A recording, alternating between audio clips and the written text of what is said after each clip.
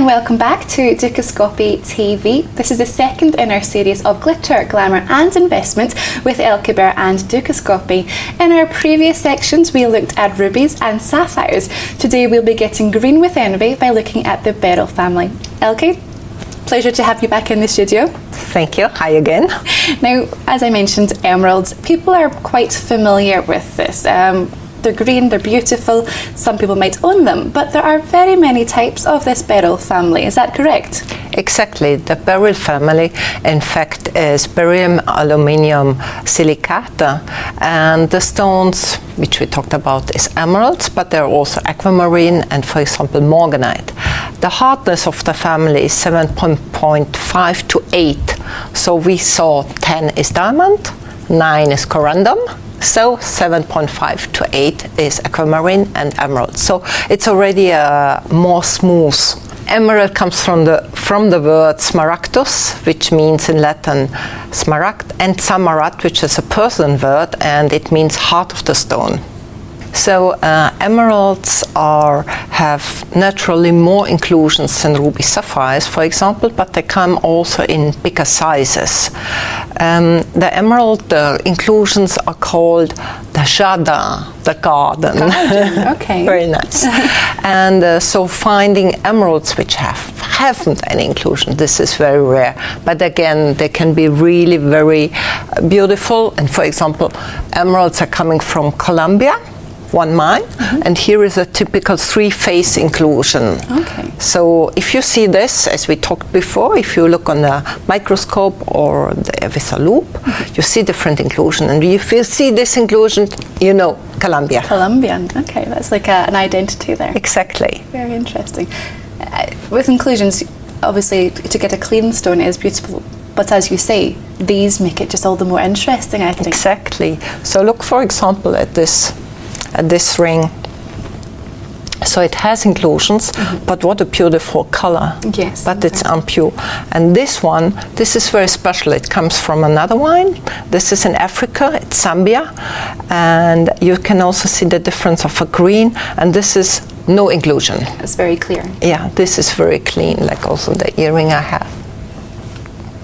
And this, for example, this is a lighter color, so you can also see the differences. This is small stones I brought you, because you can find this in smaller jewelry or also in watches. So this is curry and this is the lighter color. So also to show, if you cut emeralds small, they really lose color. Okay. That, for example, there are small emeralds from another mine in Africa, Sandamana. And the Sandamana mine, they're very brilliant, and they also have a lot of color if they cut in small stones. So this would be used as more of an accent in jewellery to kind of round the main design. But still very beautiful. And what concerning aquamarine, you have a very nice ring on it. So it comes mostly from Brazil. So also they come in different sizes and different colors. Of course, they, like you see in the necklace, they can be lighter and they can be darker. And of course, the darker ones are more expensive. And the famous mine is Santa Maria, for example, in Brazil. So they're really always mines which are more like famous, like the others. As I said, in emeralds, it's Colombian, and it's especially the Muso mine. And that's the most famous one. Yeah, but there are other Pita and Chivo, there are other mines, but the most famous is the Muso mine. Now, Elke, the rarity that you mentioned with emeralds, it must have a significant impact on supply and demand. And I understand for that reason, as well as others, that they undergo some treatments. Could you tell us a little bit about the treatments which emeralds are undergo? Yes, sir. So for example, have you known that all emeralds are oiled? No, I did not. So let's say 98% of all emeralds are oiled, beside these two ones which I talked about, and other ones. But this is a normal treatment because, but it's if the oil has no color, you use, for example, cedar oil. It goes into the stone. It hardens the stone, and it makes also the inclusion less visible for the eye. So this is completely allowed. So also very normal that 98% of all rubies and sapphires are heated. And this is allowed? And this is allowed. But of course, for example, ICA as the International Colored Gemstone Association, we have to write on then the invoice if it's N means natural, H which means heated, or T which means treated. As before I said, the opticon is treated. So also you can treat, of course, the rubies and sapphires. In fact, I think, brought some samples. Perfect. Let's see the samples. So this is rubies and sapphires, which are from, this one is from Africa, and you put lead inside. So this gives, the price is quite low also, and if in the gives inside, but it holds the stone together, and inside there is like a brilliance, like a metallic brilliance going through. Okay. So this is normal. And of course you can also put some, like in the emerald opticon, you can also put some like resin inside. So it also, you see less the inclusions, but this also must be written. But the color is more bright. Yeah, but still it's still is rubies. But how do these different treatments affect the value of the stones? And if a stone of an emerald, for example, is treated in these ways, is it still, are you able to tell the synthetic stones from the real stones? Yeah, of course you have to have a loupe or you have a microscope, but synthetic stones in fact are, and with the microscope or with a loupe you can detect the treatments, or as we told before you have the certificates, but synthetic stone, even with the naked eye, you can distinguish if you have seen some.